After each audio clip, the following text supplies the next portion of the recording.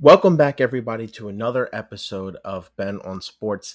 And as you can see, it is a NASCAR episode this week.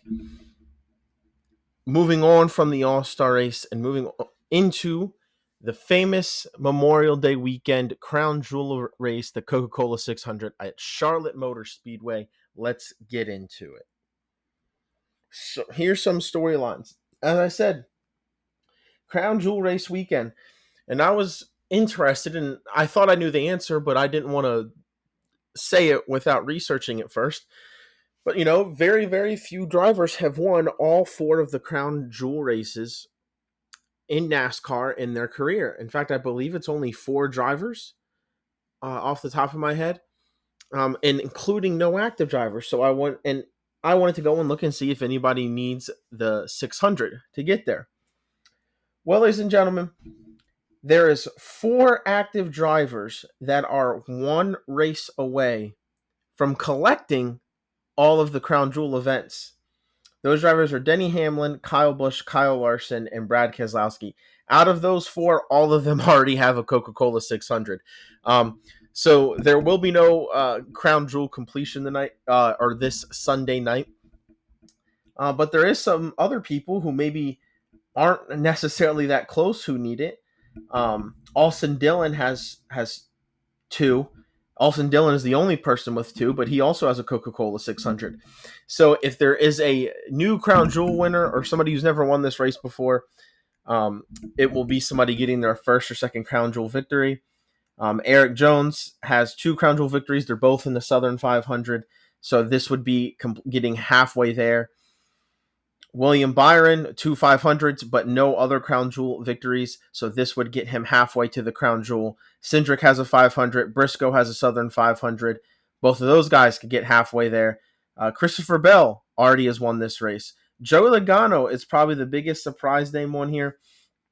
To me, I believe he's he's third in active driver wins right now, and he has a Daytona 500 and no other crown jewel races.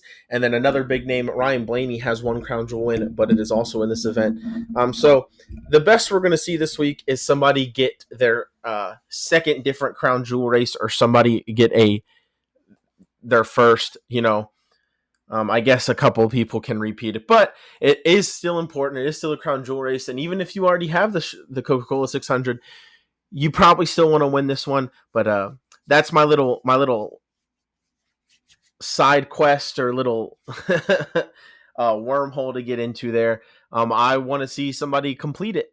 I want to see somebody complete the crown jewels. Nobody can do it this week.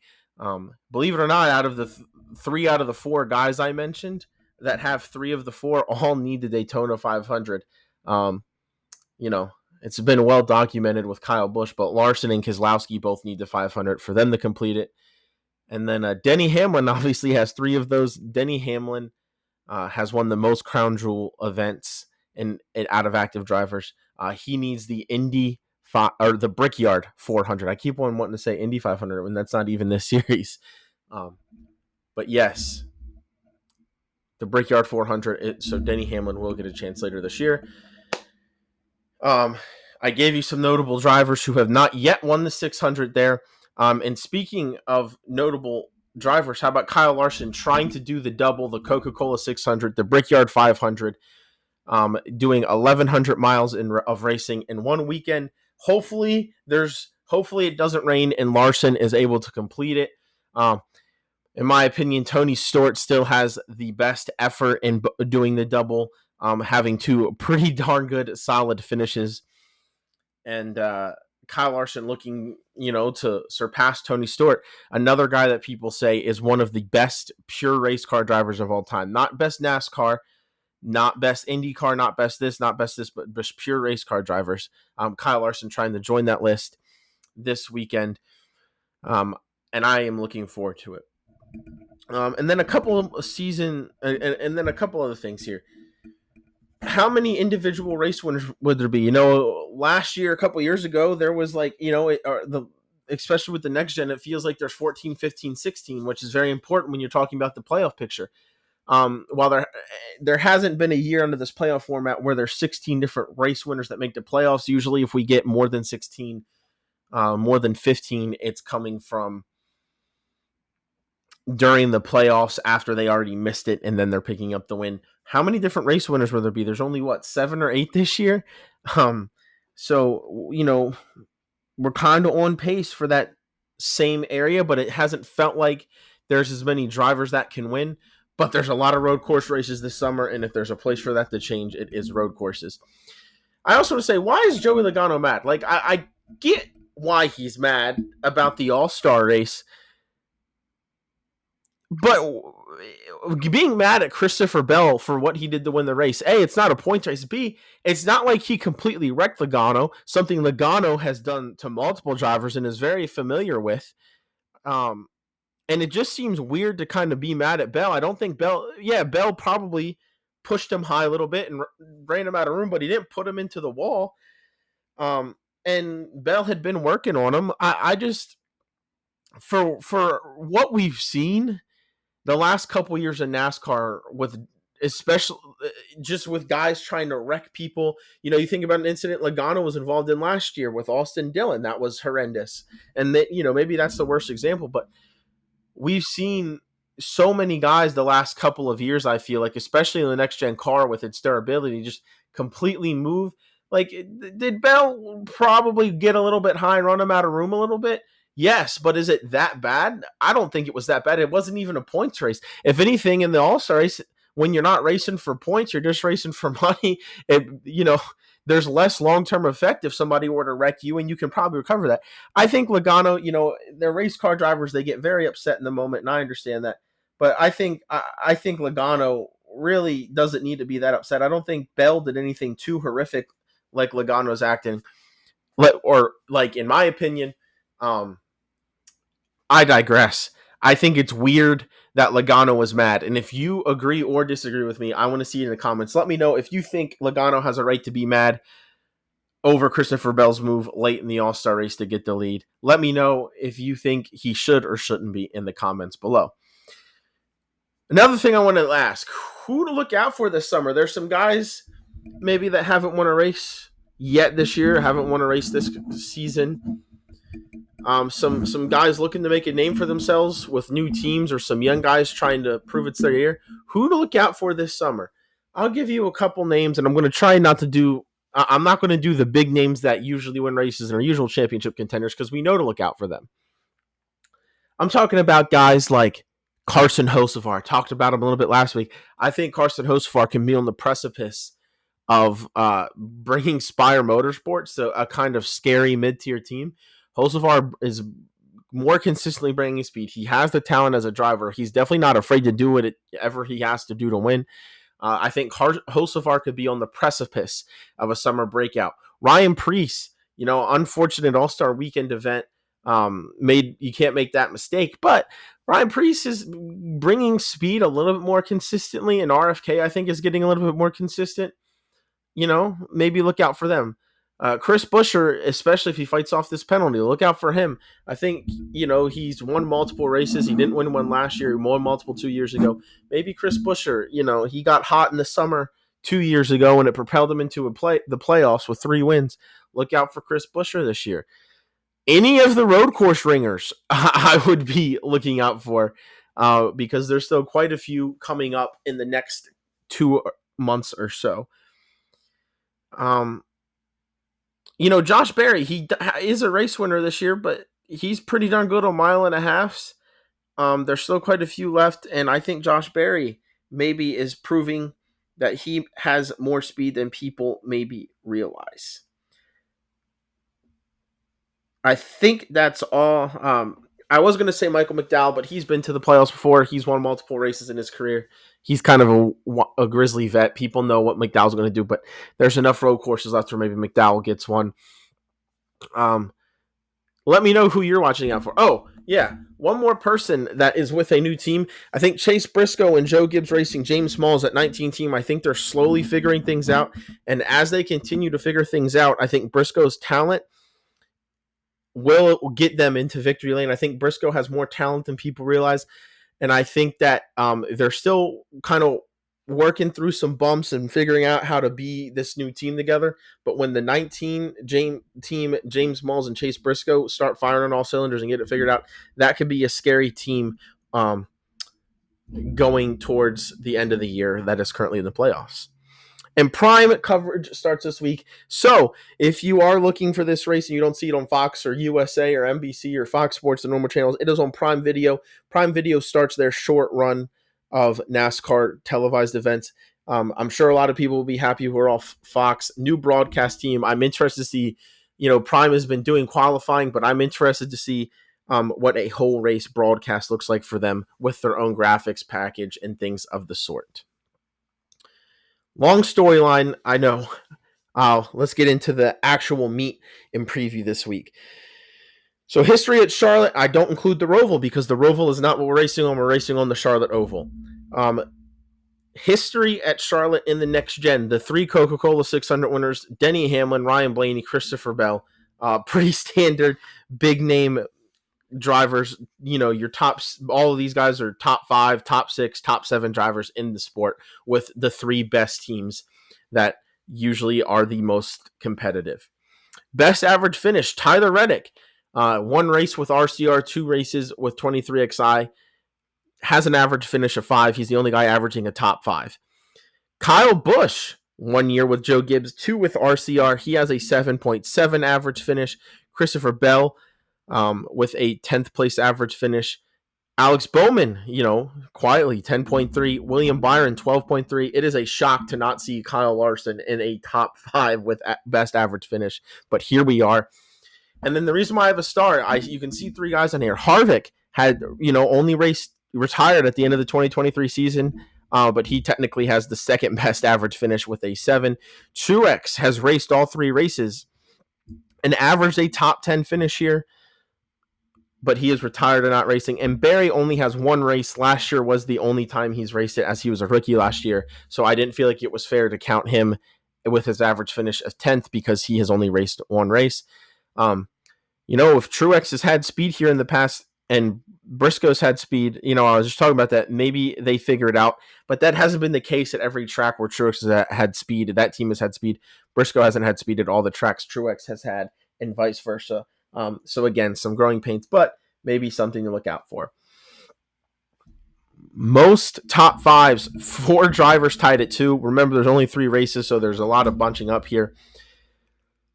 4 drivers tied at 2. Denny Hamlin, Christopher Bell, William Byron, and Tyler Reddick all have finished in the top 5, 2 out of the 3 races.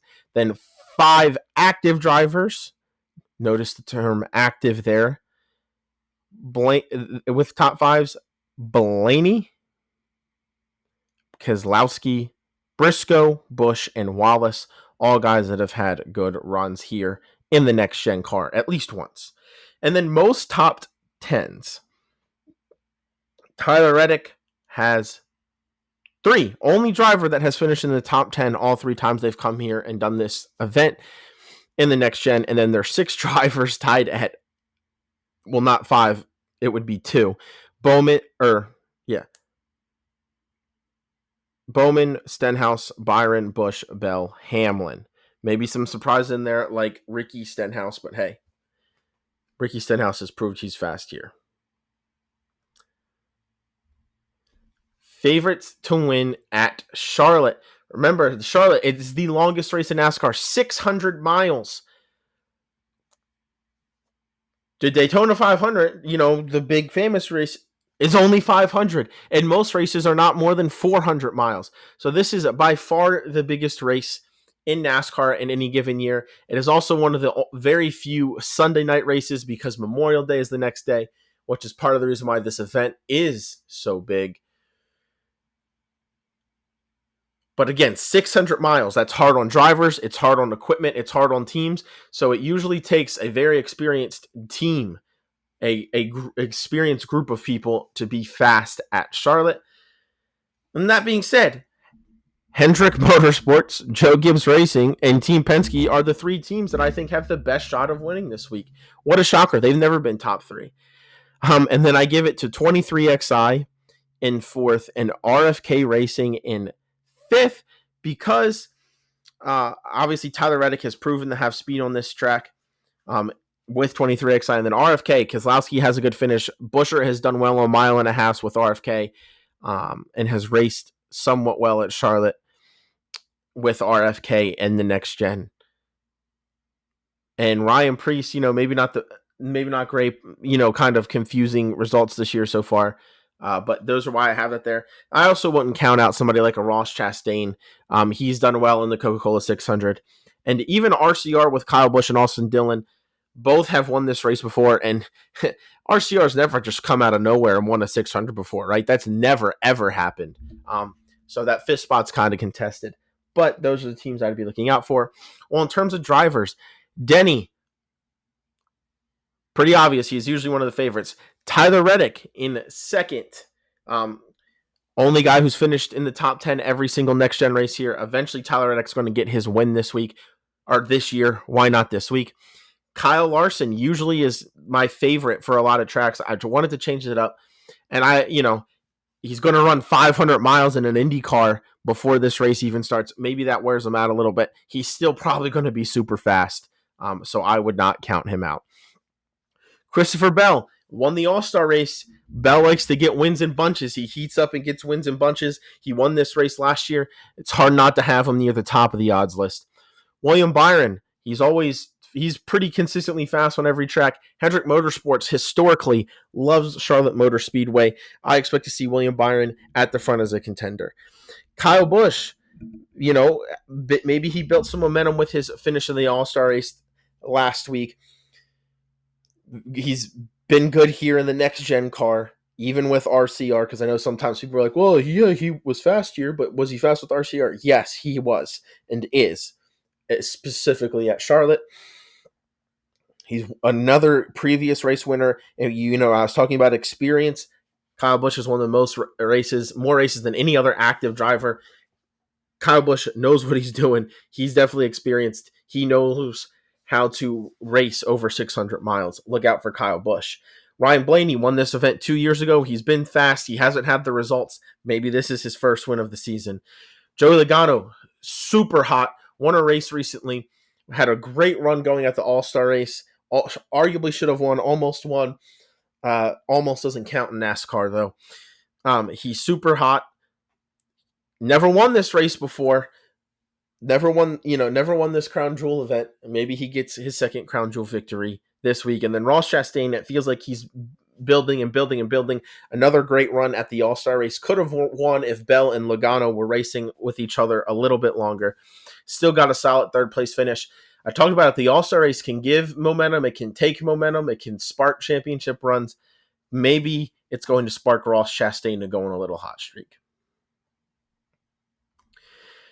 And then, as always, I'm going to end this week with my driver power rankings. Kyle Larson, best driver in NASCAR. Kind of self-explanatory why he's won. Christopher Bell, the win at the All-Star race was enough to jump him ahead of William Byron for me. They were flipped coming into the All-Star race.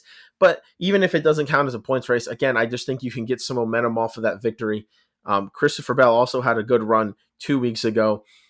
Christopher Bell likes this racetrack. I'm putting Christopher Bell second over William Byron, who still, again, he's William Byron. Maybe hasn't won a race since the 500 this year, but that locked him into the playoffs. He's doing great on points. It's hard for me to drop William Byron out of the top three, especially because he didn't have a bad All-Star race. He had speed, just barely missed the top five. Denny Hamlin, if he's not careful, Logano's going to pass him. Didn't have a great All-Star weekend, but he's still good on points. Denny Hamlin's fast at Charlotte. He's been fast most of the last month or two. I think Denny Hamlin is going to find his way to some points and potentially even a race win this week. Joe Logano, maybe one of the hottest drivers in NASCAR right now. It seems like whatever early season funk they were in, they figured out how to consistently bring speed to the racetrack. Look out for Joey Logano getting the win this week. Chase Elliott, he's still bringing speed. I think the important thing for Chase Elliott is, can he qualify well? He hasn't been qualifying well this year, but he's been finishing much better than he's qualifying. He has speed. Hendrick loves this track. He's raced this race enough, so he's definitely experienced and has the ability over 600 miles. And guess what? Even if you don't qualify well, as long as you're bringing speed, there's plenty of time in a 600-mile race to get to the front. Maybe this is the week that it finally plays into Chase Elliott's hands. Ryan Blaney needs a win to match the speed he's had. I would argue for the speed, he has the most disappointing results for any other driver in the series because of how much speed he's bringing from week to week. Ryan Blaney's won this race before. In fact, not only is Charlotte known for, or the Coca-Cola 600 specifically known for ending very long winless streaks, Blaney has a decent-sized winless streak coming into this race. Maybe he breaks his winless streak this week. Tyler Reddick, not off to a great start. I would, it's kind of, most drivers would take the start he's had. He's still top 8 in points. But the last couple weeks, he's kind of been feathering off, and he's on pace for the second fewest top 10s in his career since coming to the Cup Series in 2020. Not a good sign. I think that 23XI team knows that they need to get it turned around. I think Tyler Reddick knows that, and this is a track he's been comfortable at. Again, I keep saying there's a lot of guys that could keep momentum, the guys that need to get momentum. What a great time for Tyler Reddick to try and do it this week. Alex Bowman, pretty good race last week in the All-Star race. Hendrick, he's been, I don't think he gets enough respect for how good he's been at Charlotte and the Coca-Cola 600 in his career. Better than almost the entire field. He's hot and cold, very hot and cold. It's either he gets a top 10 or finishes 30th, right? There's not been a whole lot of in between. They're still okay on points. Maybe Bowman's about to go on another super hot stretch where he picks up a couple top 10s, a couple top 5s, maybe even wins a race. Chase Briscoe, I'm keeping in the top 10. It's funny, this Bowman, Briscoe, Chastain, Bubba, I feel like, and really even Buescher have been around each other a lot of the year. I think they're all kind of in similar positions here. They're that second tier behind that first group of championship contenders in my eyes that should make the playoffs. But Chase Briscoe, starting to get more consistent speed. He's run here well before. Obviously, that famous 2022 year where Denny Hamlin won. Chase Briscoe trying to run down Kyle Larson, gets to the inside and spins out with what was really an impressive burnout on the spin out. Smoke coming out of the tires for him trying to save it just underneath of Larson. It causes a green-white checkered. And even though he spun out and had to go to the back, people forget the run he had to make it all the way back up to 4th that year. That is the only year, really, he did a whole bunch at the Coca-Cola 600. But maybe this year they figure it out. I'm still keeping Chase Briscoe over Ross Chastain slightly because I think, but Ross Chastain and Chase Briscoe might as well be tied. They both had a top 10, although Chastain had a top 5 at the All-Star race. Chase Briscoe was better the week before, and I feel like every time I look up in the racetrack, Chase Briscoe and Ross Chastain are racing each other somewhere between 4th and 8th place. Anyway, but yeah, Ross Chastain, I talked about him a little bit just like already. 3rd place finish last week, and it feels like the car is starting to get speed. I would say Ross Chastain has been outperforming the speed that Trackhouse has been giving him, but I think the speed is starting to catch up. And with Ross Chastain's talent and, frankly, ability to not give a crap about what other people say or feel about him, it means he's dangerous when he has speed to win races at all costs. If that continues to happen, if that progression of speed continues to happen, Ross Chastain could be a huge threat to win this week. Bubba Wallace, somebody who's slowly trending down. It feels like the momentum they had to start the year when they were so high in points is starting to fade. He has one good run in his career at the Coca-Cola 600 was the 23XI.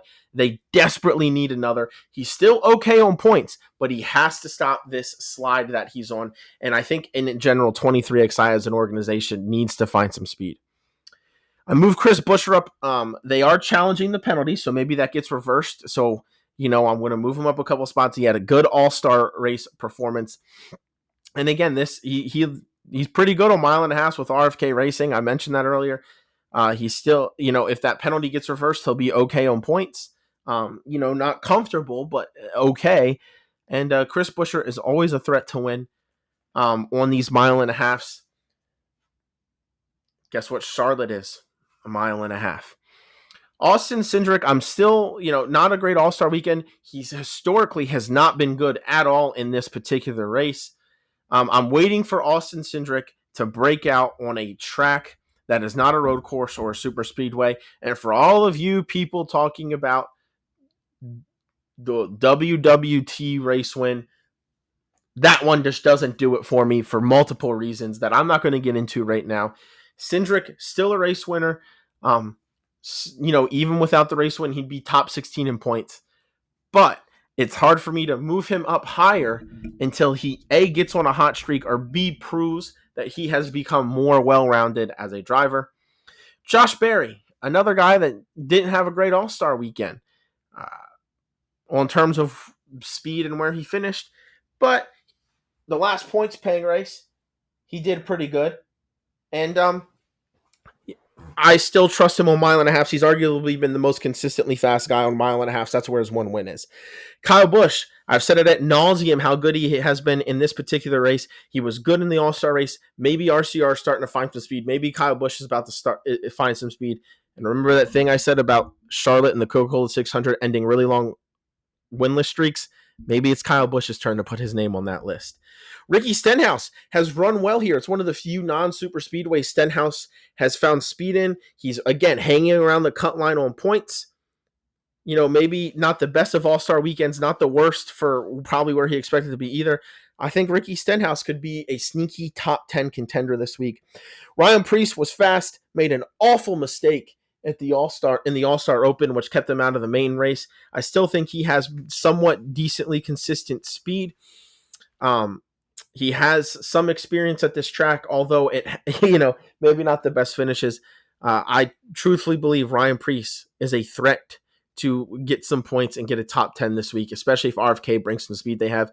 John Hunter Nemechek transferred from the All-Star Open to the All-Star race, had a decent run in the All-Star race. He's kind of on a mini hot streak with finishes. His boss, his owner, certainly knows how to get around this track and win this race. Maybe he gets some advice. John Hunter Nemechek, maybe he's finding some momentum and some speed. Again, another guy hanging around the cut line. And then Carson Hocevar, I've talked about him multiple times this week. You know how I feel about him. Hocevar, I think, is going to keep getting fast and keep being more and more consistent. And if that happens, he can point his way into the playoffs, much less winning his way in. And I think Carson Hocevar can prove it to some people this week with a good run. Thank you, everybody, for taking time out of your days, your weeks, and your lives for listening. Please like, comment, and subscribe. Let me know your hot takes in the comments. Let me know if you want to see a different type of content from me. Really, any feedback you have, leave it in the comments. Let me know your hot takes about NASCAR. Maybe I'd be cooking up a different sport. I realize that I'm on a long run of NASCAR without anything interrupting it. Maybe I have something cooking up. Maybe I don't. We'll see. Let me know if you want in the comments if you want to hear anything about college baseball. They're obviously entering an exciting time of year, or MLB baseball. That's kind of one of the main things going on. Have a great Memorial Day weekend. Do something with your family. Do something with your friends. And as always, find a good spot on the couch for sports.